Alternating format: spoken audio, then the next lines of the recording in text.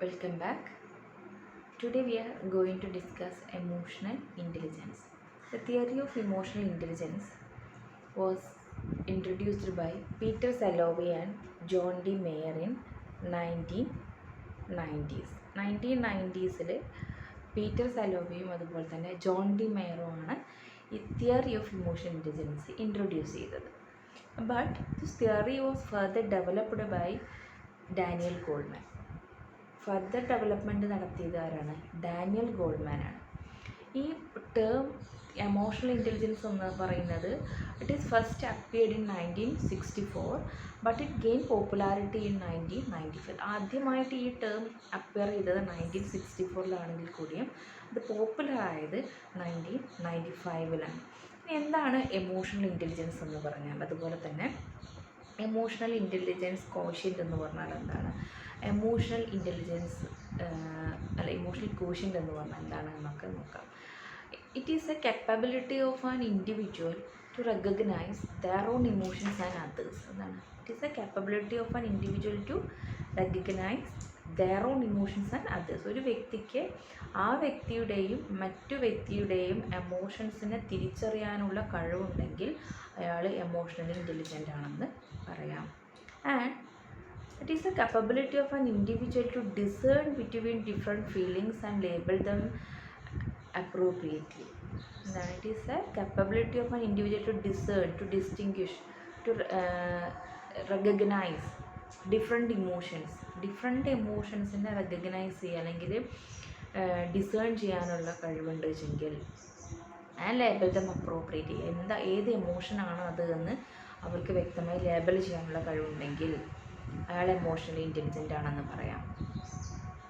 അതുപോലെ തന്നെ use emotional information to guide thinking and behaviour.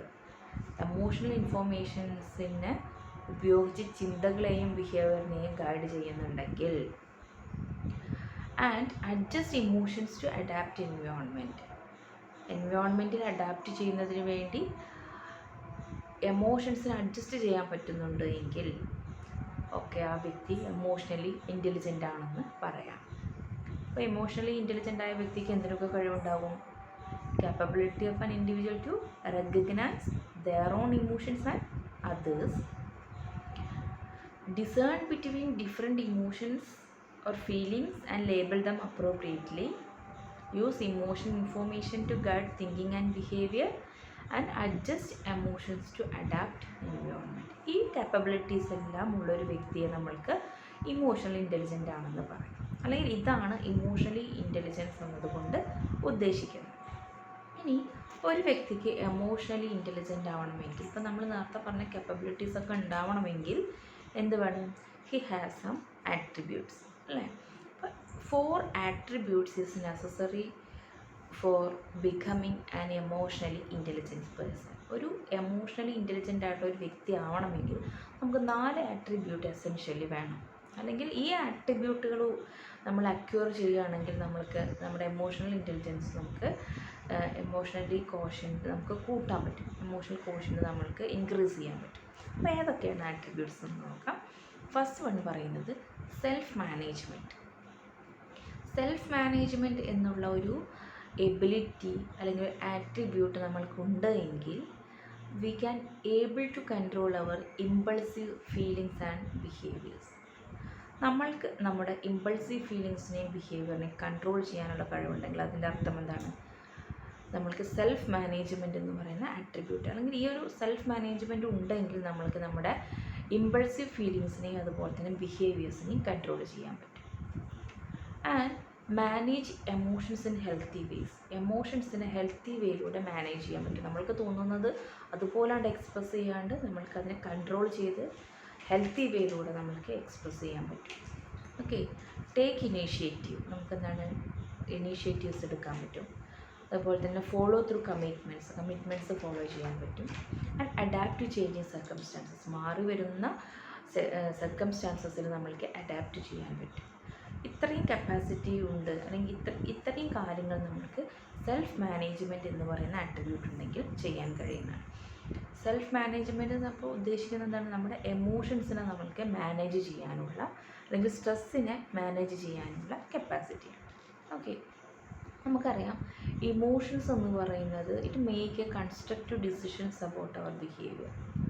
എമോഷൻസും ബിഹേവിയറും നമ്മളൊരു കണക്ഷൻ ഉണ്ട്, അല്ലെങ്കിൽ റിലേഷൻ ഉണ്ട്. എങ്ങനെയാണ് എമോഷൻസ് എങ്ങനെയാണോ നമ്മൾക്ക് ഉണ്ടാകുന്നത് അതിൻ്റെ ഒരു എക്സ്പ്രഷൻ ആയിരിക്കും നമ്മുടെ ബിഹേവിയർ എന്ന് പറയുന്നത്. അത് നമ്മൾ ഹെൽത്തി മാനേജ് ചെയ്തിട്ടില്ല വെച്ചെങ്കിൽ ആ ഒരു ഇമോഷണൽ എക്സ്പ്രഷൻ നമ്മുടെ ആ ബിഹേവിയർ എന്ന് പറയുന്നത് ഒരു സോഷ്യൽ സിറ്റുവേഷന് ആക്സെപ്റ്റബിൾ ആകുന്ന രീതിയിലായിരിക്കില്ല ഒരു പക്ഷേ നമ്മുടെ ബിഹേവിയർ എക്സ്പ്രഷൻസ് എന്ന് പറയുന്നത്, അല്ലേ? അപ്പം ഈ ഇമോഷൻസിന് അപ്പോൾ നമ്മുടെ ബിഹേവിയറിന് നമ്മളൊരു കണക്ഷൻ ഉണ്ട്. അതിൻ്റെ ഒരു ബിഹേവിയർ എന്ന് പറയുന്നത് എമോഷൻസിൻ്റെ ഒരു എക്സ്പ്രഷനാണ്, അല്ലേ? അല്ലെങ്കിൽ നമ്മൾ ബിഹേവിയറിലൂടെ നമ്മുടെ എമോഷൻസ് നമ്മൾ എക്സ്പ്രസ് ചെയ്യും, അല്ലേ?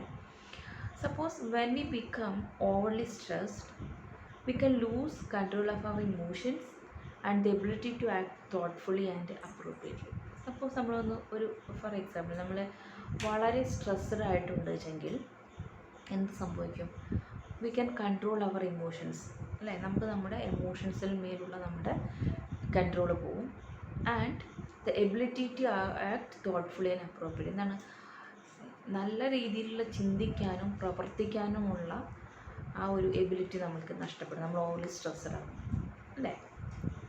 അതുപോലെ തന്നെ think about a time when stress have overwhelm you. When you become overly stress your ability to think clearly and accurately assess emotions your own and other people become compromise. നമ്മൾ overly stressed ആവുന്ന സമയത്ത് നമ്മളൊന്ന് ചിന്തിക്കുക, ഒരു നിമിഷം നമ്മളൊന്ന് control ചെയ്യുക. അല്ലെങ്കിൽ എന്ത് സംഭവിക്കും? നമ്മൾ ഓവർലി സ്ട്രെസ്ഡ് ആണെങ്കിൽ നമ്മൾക്ക് ആ ചിന്തിക്കാനുള്ള കഴിവും അതുപോലെ തന്നെ നമ്മുടെ ഇമോഷൻസിനെ അസസ് ചെയ്യാനും, നമ്മുടെ മാത്രമല്ല മറ്റുള്ളവരുടെ ഇമോഷൻസിനെ അസസ് ചെയ്യാനും ഉള്ള നമ്മുടെ കഴിവ് നമ്മൾ കോംപ്രമൈസ് ചെയ്യേണ്ടി വരും, അല്ലേ? സോ എന്ത് ചെയ്യുക? നമുക്ക് അത്രയും സ്ട്രെസ്സ് വരുന്ന സമയത്ത് ഒരു നിമിഷം അതുപോലെ തന്നെ എക്സ്പ്രസ് ചെയ്യാണ്ട് ഒരു നിമിഷം ഒന്ന് ചിന്തിക്കുക, നമ്മൾ ഒന്ന് കൺട്രോൾ ചെയ്ത് കഴിഞ്ഞാൽ നമുക്ക് നമ്മുടെ ഇമോഷൻസിനെ മാനേജ് ചെയ്യും, അല്ലേ? അപ്പം with the ability to manage stress and stay emotionally present you can learn to receive upsetting information without letting to override your thoughts and self control. നമ്മൾക്ക് എമോഷണൽ മാനേജ് ചെയ്യാൻ പറ്റുന്നുണ്ടെങ്കിൽ അപ്പോൾ ഒരു നിമിഷം നമുക്ക് അവിടെ ചിന്തിക്കാൻ, നമ്മൾ എമോഷൻസ് അത്രയും വരുന്ന സമയത്ത് നമുക്ക് ഒരു നിമിഷം നമുക്ക് ചിന്തിക്കാനുള്ള ഒരു കപ്പാസിറ്റി ഉണ്ടെങ്കിൽ, അല്ലെങ്കിൽ നമ്മുടെ മാനേജ് സ്ട്രെസ് ചെയ്യാനുള്ള ഒരു കപ്പാസിറ്റി ഉണ്ടെങ്കിൽ we can receive upsetting information without letting it over died your thoughts and self control. നമ്മൾക്ക് നമ്മുടെ അപ്സെറ്റിംഗ് ഇൻഫോർമേഷൻസിനെ, നമ്മുടെ ചിന്തകളെയും നമ്മുടെ സെൽഫ് കൺട്രോളിനെയും ഭരിക്കാതെ വിടാൻ നമ്മൾക്ക് കഴിയും. എന്ന് വെച്ചാൽ ആ ഒരു ചിന്തകളുടെയും സെൽഫ് കൺട്രോളിൻ്റെയും മുകളിൽ ഈ നമ്മുടെ ഇമോഷൻസ് പോവാതെ നോക്കാൻ നമ്മൾക്ക് കഴിയും, അല്ലേ? നമ്മൾക്ക് ആ ഒരു നിമിഷം നമ്മുടെ സ്ട്രെസ്സിനെ മാനേജ് ചെയ്യാൻ കഴിയുന്നുണ്ടെങ്കിൽ, അപ്പോൾ അങ്ങനെ നമ്മുടെ സ്ട്രെസ്സിനെ മാനേജ് ചെയ്യാൻ കഴിഞ്ഞു കഴിഞ്ഞാൽ you will be able to make choices that allow you to control impulsive feelings and behaviors. എന്താണ്? നമ്മൾക്ക് നമ്മുടെ ഇമ്പൾസീവ് ഫീലിങ്സ് ആൻഡ് ബിഹേവിയേഴ്സിനെ കൺട്രോൾ ചെയ്യാൻ പറ്റും. നമുക്ക് കറക്റ്റ് ചോയ്സ്, നമ്മൾ എങ്ങനെയാണ് നമുക്ക് കൺട്രോൾ ചെയ്യേണ്ടത്, ഏത് ചോയ്സാണ് ഞാനിപ്പോൾ എടുക്കേണ്ടത് എന്ന് നമ്മൾക്ക് ചിന്തിക്കാനൊരു അവസരം കിട്ടും. അതുപോലെ തന്നെ manage your emotions in healthy ways, നമ്മുടെ എമോഷൻസിനെ ഹെൽത്തി വേയിലൂടെ മാനേജ് ചെയ്യാൻ പറ്റും. Take initiative, follow through on commitments and adapt changing circumstances. ഇതെല്ലാം നമുക്ക് ചെയ്യാൻ പറ്റും. എന്താണ്? ആ ചിന്തകൾ എമോഷൻസ് നമ്മുടെ ചിന്തകളെ ബാധിക്കുന്ന ആ ഒരു നിമിഷത്തിൽ ഒരു നിമിഷം നമ്മളൊന്ന് കൺട്രോൾ ചെയ്ത് കഴിഞ്ഞാൽ നമുക്ക് സെൽഫ് മാനേജ് സ്ട്രെസ്സിനെ നമുക്ക് മാനേജ് ചെയ്യാൻ പറ്റും, അല്ലേ? ഒരു നിമിഷം ചിന്തിച്ച് കഴിഞ്ഞാൽ ഒരു പക്ഷേ നമ്മൾക്ക് നമ്മുടെ ഇമോഷൻസിനെയും മറ്റുള്ളൊരാളുടെ ഇമോഷൻസിനെ അസസ് ചെയ്യാൻ പറ്റും. അപ്പോൾ സ്വാഭാവികമായി നമ്മൾ പ്രവർത്തിക്കുന്ന, അല്ലെങ്കിൽ നമ്മുടെ ബിഹേവിയർ എന്ന് പറയുന്നത് ചിന്തിക്കാതെ പ്രവർത്തിക്കുന്നതിനേക്കാൾ കൂടുതൽ നല്ലതായിരിക്കും, അല്ലേ? ഇതിനെയാണ് സെൽഫ് മാനേജ്മെൻറ്റ് എന്ന് പറയുന്നത്. അടുത്ത എന്താണ്? സെൽഫ് അവെയർനെസ് എന്ന് പറഞ്ഞാൽ recognize your own emotions and how they affect your thoughts and behaviour. ഇമോഷൻസിനെ റെക്കഗ്നൈസ് ചെയ്യുക. ഒരു പർട്ടിക്കുലർ ഇമോഷൻ വരുന്ന സമയത്ത് അതെങ്ങനെയാണ് എൻ്റെ ചിന്തകളെയും എൻ്റെ ബിഹേവിയറിനെയും അഫക്റ്റ് ചെയ്യുന്നത് എന്ന് തിരിച്ചറിയാനുള്ള ഒരു കഴിവ്. That help to know your strength and weaknesses. ചിന്തകളെ തിരിച്ചറിഞ്ഞു കഴിഞ്ഞാൽ, നമ്മുടെ എമോഷൻസും തിരിച്ചറിഞ്ഞു കഴിഞ്ഞാൽ നമുക്ക് സ്വാഭാവികമായും നമ്മുടെ സ്ട്രെങ്ത് എന്താണ്, നമ്മുടെ വീക്ക്നെസ്സസ് എന്താണെന്ന് മനസ്സിലാക്കാൻ പറ്റും. അതുപോലെ തന്നെ that increase our self confidence, അല്ലേ? നമുക്ക് നമ്മുടെ സെൽഫ് കോൺഫിഡൻസും കൂട്ടാൻ പറ്റും. അപ്പോൾ എങ്ങനെയാണ് നമുക്ക് ഈ എമോഷണൽ കോഷ്യൻ്റ് ഇൻക്രീസ് ചെയ്യാൻ, അല്ലെങ്കിൽ എങ്ങനെയാണ് നമുക്ക് എമോഷണൽ ഇൻ്റലിജൻസ് കൂട്ടാൻ പറ്റുക? In order to build EQ or emotional quotient and become emotionally healthy, you must reconnect to your core emotions, accept them and become comfortable with them. നമ്മൾ നമ്മുടെ എമോഷൻസിനെ മനസ്സിലാക്കുക എന്നാണ് ഒന്നാമത്തെ കാര്യം. അതിനെ ആക്സെപ്റ്റ് ചെയ്യുക. എനിക്ക് ഇങ്ങനെ എമോഷൻസ് വരും, എനിക്ക് നാച്ചുറലായിട്ട് സംഭവിക്കുന്നതാണ്. പിന്നെ എന്താ ചെയ്യുക? ആൻഡ് ബിക്കം കംഫർട്ടബിൾ വിത്ത് ദം, അല്ലേ? ആ വരുന്ന ഇമോഷൻസിൽ അതുപോലെ അങ്ങോട്ട് എക്സ്പ്രസ് ചെയ്യാണ്ട് ഇത് എനിക്ക് വരുന്നതാണ്, അപ്പോൾ എനിക്കിതിനെ ഓവർകം ചെയ്യണമെന്നൊരു ചിന്ത നമ്മൾക്ക് ഉണ്ടായിക്കഴിഞ്ഞാൽ നമ്മൾക്ക് ആ ഒരു എമോഷനെ ആക്സെപ്റ്റ് ചെയ്യാൻ പറ്റും, അല്ലേ? അങ്ങനെ നമ്മൾക്ക് നമ്മുടെ ഇമോഷൻസിനെ ആക്സെപ്റ്റ് ചെയ്യാം. എന്നിട്ട് നമ്മൾക്ക് ആ ഇമോഷൻസ് ഉപയോഗിച്ച് നമുക്ക് എന്താണ് ആ ഒരു ഇമോഷൻ എന്നറിയാം, അതെങ്ങനെയാണ് നമ്മളെ ബാധിക്കുന്നതെന്നറിയാം. അപ്പോൾ ആ ഒരു നോളജ് ഉണ്ട് വെച്ചെങ്കിൽ നമുക്ക് നമ്മുടെ സ്ട്രെങ്ത് ആൻഡ് വീക്ക്നെസ്സസ് മനസ്സിലാക്കാൻ പറ്റും. അതിലൂടെ നമുക്ക് സെൽഫ് കോൺഫിഡൻ്റ് ആവാൻ പറ്റും. ഇതാണ് സെൽഫ് അവെയർനെസ് എന്നാണ് ഉദ്ദേശിക്കുന്നത്. മൂന്നാമത്തെ ആട്രിബ്യൂട്ടാണ് സോഷ്യൽ അവെയർനെസ്. സോഷ്യൽ അവെയർനെസ് എന്ന് പറയുമ്പോൾ എന്താണ്? സെൽഫ് അവെയർനെസ്സിൽ നമ്മൾ നമ്മുടെ ഇമോഷൻസിനെ കുറിച്ചാണ് വ്യക്തമാക്കി മനസ്സിലാക്കുക. സോഷ്യൽ അവെയർനെസ് എന്ന് പറയുന്നത് എന്താണ്? സൊസൈറ്റിയുമായി ബന്ധപ്പെട്ടൊരു ഘടകമാണ്. You have empathy, you can understand emotions, needs and concerns of other people, pick up on emotional cues, feel comfortable socially and recognise the power dynamics in group organisation. Social awareness ഉണ്ടാവുക എന്ന് പറഞ്ഞാൽ അതിനർത്ഥം എന്താണ്? നിങ്ങൾക്ക് യു ഹാവ് എംപതി, നിങ്ങൾ empathetic ആയിട്ട് മാറും. Social awareness ഉണ്ട് എനിക്ക്. എങ്ങനെയാണ് സോഷ്യൽ അവെയർനെസ് ഉണ്ടാവുക എന്നുള്ളത് നമുക്ക് നെക്സ്റ്റ് നോക്കാം. പക്ഷേ സോഷ്യൽ അവെയർനെസ് ഉണ്ടെങ്കിൽ നിങ്ങൾ എങ്ങനത്തെ ഒരു വ്യക്തിയായിരിക്കും? You have empathy, you can understand emotions, need and concerns of other people. എന്താണ്? നിങ്ങൾക്ക് മറ്റ് വ്യക്തികളുടെ എമോഷൻസ് മനസ്സിലാക്കാൻ പറ്റും, അവരുടെ നീഡ്സ് മനസ്സിലാക്കാൻ പറ്റും, and concerns of other people, അല്ലേ? ദെൻ പിക്കപ്പ് ഇമോഷണൽ ക്യൂസ്, എന്നാണ് മറ്റുള്ളവർ തരുന്ന എമോഷണൽ ക്യൂസിനെ നിങ്ങൾക്ക് മനസ്സിലാക്കാൻ പറ്റും. And feel comfortable socially. അപ്പോൾ അതൊക്കെ മനസ്സിലാക്കി അതിനനുസരിച്ച് പെരുമാറാൻ പറ്റുമെങ്കിൽ സ്വാഭാവികമായും യു ഫീൽ കംഫർട്ടബിൾ, അല്ലേ? And recognise the power of dynamics in a group or organisation, അല്ലേ? അപ്പോൾ ഈ ഒരു ഇൻഡിവിജ്വലിനെ തന്നെ ഇമോഷൻസ് മനസ്സിലാക്കി കഴിഞ്ഞാൽ അങ്ങനെ പല ഇൻഡിവിജ്വലിൻ്റെ ഇമോഷൻസ് മനസ്സിലാക്കുക. അപ്പോൾ ഗ്രൂപ്പ് ഡൈനാമിക്സ് നമ്മൾക്ക് ആ ഒരു ഗ്രൂപ്പിൽ നിൽക്കുന്ന സമയത്ത് എങ്ങനെയാണ് ഒരു ഗ്രൂപ്പിലൊരു പ്രോബ്ലം വന്നു കഴിഞ്ഞാൽ ടാക്കിൾ ചെയ്യേണ്ടതെന്നൊക്കെ നിങ്ങൾക്ക് മനസ്സിലാക്കാൻ പറ്റും. അതൊക്കെ സോഷ്യൽ അവെയർനെസ്സിൻ്റെ ഭാഗമായിട്ടുള്ളതാണ്. അപ്പോൾ ഇത്രയും കാര്യങ്ങളുണ്ട് വെച്ചെങ്കിൽ നിങ്ങൾക്ക് സോഷ്യൽ അവെയർനെസ് എന്ന് പറയുന്ന ആട്രിബ്യൂട്ട് ഉണ്ടെന്ന് നമ്മൾക്ക് മനസ്സിലാക്കാൻ പറ്റും. അപ്പോൾ ഈ സോഷ്യൽ അവെയർനെസ് വേണമെങ്കിൽ എന്താണ് അത്യാവശ്യമായിട്ട് വേണ്ടത്? It requires your presence in the moments. ഒരു വ്യക്തിക്ക് സോഷ്യൽ അവെയർനെസ് എന്ന് പറയുന്ന ഒരു ആട്രിബ്യൂട്ട് ഉണ്ടാവണമെങ്കിൽ it requires your presence in the moment. ആ ഒരു നമ്മൾ ജീവിക്കുന്ന ആ മൊമെൻറ്റിൽ നിങ്ങളുടെ പ്രസൻസ് ഉണ്ടായിരിക്കണം. എന്ന് വെച്ചാൽ എന്താണ്? നമ്മൾ ഓരോ മൊമെൻറ്റിലും നമ്മൾ അവെയർ ആയിരിക്കണം. നമ്മൾ മറ്റുള്ളവരെ നമ്മൾ വ്യക്തമായി നമ്മളും മറ്റുള്ളവരുടെ എമോഷൻസിനെ കുറിച്ച് നമ്മൾ അവെയർ ആയിരിക്കും. നമ്മൾ പ്രസൻറ്റിൽ ജീവിക്കുക എന്നൊക്കെ പറയില്ലേ? കുറേ ആളുകളുടെ ഇടയിലുണ്ടെങ്കിൽ കൂടി നമ്മൾ ചിലപ്പോൾ ചിന്തിക്കുന്നത് വേറെ കാര്യങ്ങളൊക്കെ ആയിരിക്കും, അല്ലേ? അങ്ങനെ ആവരുത്. നമ്മൾ ജീവിക്കുന്ന ആ നിമിഷത്തിൽ നമ്മൾ പ്രസൻ്റ് ആയിട്ടിരിക്കുക. അപ്പോൾ അങ്ങനെ പ്രസൻ്റ് ആവുമെങ്കിൽ, അല്ലെങ്കിൽ സോഷ്യൽ അവെയർനെസ് ഉണ്ടെങ്കിൽ, it enable you to recognize and interpret the mainly non-verbal cues that others constantly using to communicate with you. നമ്മൾ ആ പെർട്ടിക്കുലർ മൊമെൻറ്റിൽ നമ്മൾ പ്രസൻ്റ് ആണെങ്കിൽ we can recognise and interpret the non verbal cues others are constantly using to communicate with. നിങ്ങളോട് communicate ചെയ്യുമ്പോൾ സമയത്ത് മറ്റുള്ളവർ ഉപയോഗിക്കുന്ന non verbal ക്യൂസിനെ വരെ നിങ്ങൾക്ക് റെക്കഗ്നൈസ് ചെയ്യാൻ പറ്റും. These cues let you know how others are really feeling. Suppose ഒരു എക്സാമ്പിൾ പറയാം, നമ്മൾ മറ്റുള്ളവരോട് ഒരു കാര്യത്തെക്കുറിച്ച് സംസാരിച്ചുകൊണ്ടിരിക്കുക, കുറച്ച് നേരം എന്നല്ല കുറേ നേരം നമ്മൾ സംസാരിച്ചുകൊണ്ടിരിക്കുന്നു അല്ലേ. സ്വാഭാവികമായും കേട്ടുകൊണ്ടിരിക്കുന്ന ആൾക്കാർക്ക് ചിലപ്പോൾ ബോറിങ് തോന്നും. അവരത് പറഞ്ഞില്ലെങ്കിൽ കൂടിയും അവരുടെ ക്യൂസ്, നോൺ വെർബൽ ക്യൂസിലൂടെ നമ്മൾക്കതിനെ ഇൻ്റർപ്രറ്റ് ചെയ്യാൻ പറ്റും. അപ്പോൾ അതിനെന്ത് വേണം? നമ്മൾ സംസാരിച്ചു കൊണ്ടിരിക്കുന്ന സമയത്ത് നമ്മൾ ആ മൊമെൻറ്റിൽ നമ്മൾ പ്രസൻ്റ് ആയിരിക്കണം. എന്നാലാണ് മറ്റു വ്യക്തികൾ നമ്മളോട് കമ്മ്യൂണിക്കേറ്റ് ചെയ്യാൻ ഉദ്ദേശിക്കുന്ന ക്യൂസ് നമ്മൾക്ക് മനസ്സിലാക്കാൻ പറ്റും. എസ്പെഷ്യലി ക്ലാസ് റൂമിൽ അല്ലേ, നമ്മൾ ക്ലാസ് ചിലപ്പോൾ 1 മണിക്കൂർ 2 മണിക്കൂറൊക്കെ കണ്ടിന്യൂസ് ആയിട്ട് പോർഷൻ എടുക്കാൻ വേണ്ടി ശ്രമിക്കുന്ന സമയത്ത് കുട്ടികൾ നമ്മളോട് കമ്മ്യൂണിക്കേറ്റ് ചെയ്യുന്ന ചില നോൺ വെർബൽ ക്യൂസ് ഉണ്ടാവും.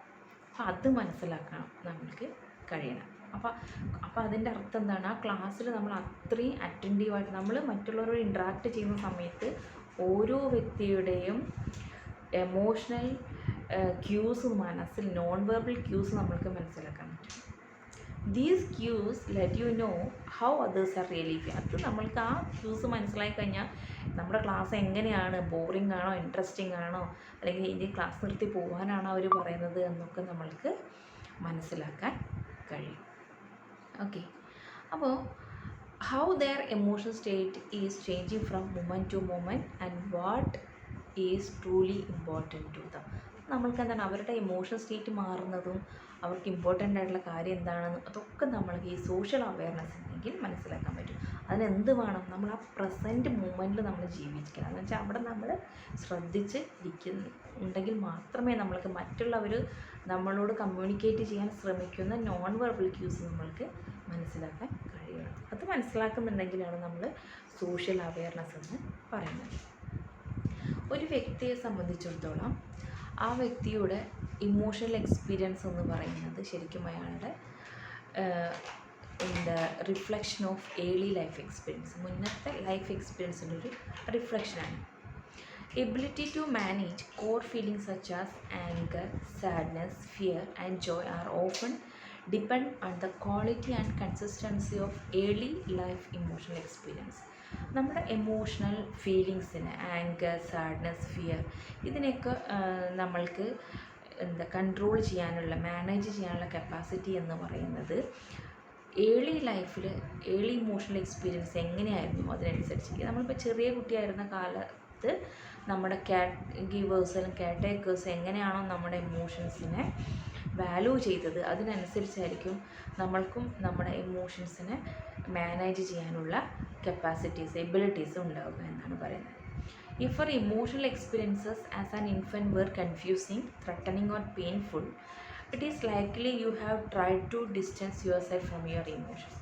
നമ്മൾക്ക് നമ്മുടെ ഇൻഫൻറ്റ് കാലഘട്ടത്തിൽ അല്ലെങ്കിൽ നമ്മുടെ ഏർലി ലൈഫിലുള്ള ഇമോഷണൽ എക്സ്പീരിയൻസ് എന്ന് പറയുന്നത് കൺഫ്യൂസിങ് ആണെങ്കിൽ, ത്രെട്ടനിങ് ആണെങ്കിൽ എന്താണ്, നമ്മൾ we are likely to have try to distance yourself from your emotion. നമ്മുടെ ഇമോഷൻസ് നിന്ന് അല്ലെങ്കിൽ അതിനെ ആക്സെപ്റ്റ് ചെയ്യാനുള്ളൊരു മെൻറ്റാലിറ്റി നമ്മൾക്ക് ഉണ്ടാവില്ല. മനസ്സിലാക്കാനും അതിൽ അക്സെപ്റ്റ് ചെയ്യാനും മാനേജ് ചെയ്യാനുള്ളൊരു കപ്പാസിറ്റി നമ്മൾക്ക് ഉണ്ടാവില്ല. Being able to connect to your emotions, having a moment to moment connection with your changing emotion experience is a key to understand how emotion influence your thoughts and actions. നമുക്ക് നമ്മുടെ ഇമോഷൻസിനെ connect ചെയ്യാൻ, അതുപോലെ തന്നെ നമ്മുടെ changing എമോഷൻസിനെ, നമ്മുടെ changing എക്സ്പീരിയൻസിനെ മനസ്സിലാക്കാനും ഒക്കെ നമ്മൾക്ക് ആ മൊമെൻറ്റും നമ്മുടെ എക്സ്പീരിയൻസ് നമ്മളുടെ കണക്ഷൻ മനസ്സിലാക്കാൻ കഴിഞ്ഞെങ്കിലാണ് നമ്മൾക്ക് എന്തിനു പറ്റുള്ളൂ, നമ്മുടെ ഇമോഷൻസ് എങ്ങനെയാണ് നമ്മുടെ ചിന്തകളെയും ആക്ഷൻസിനെയും ഇൻഫ്ലുവൻസ്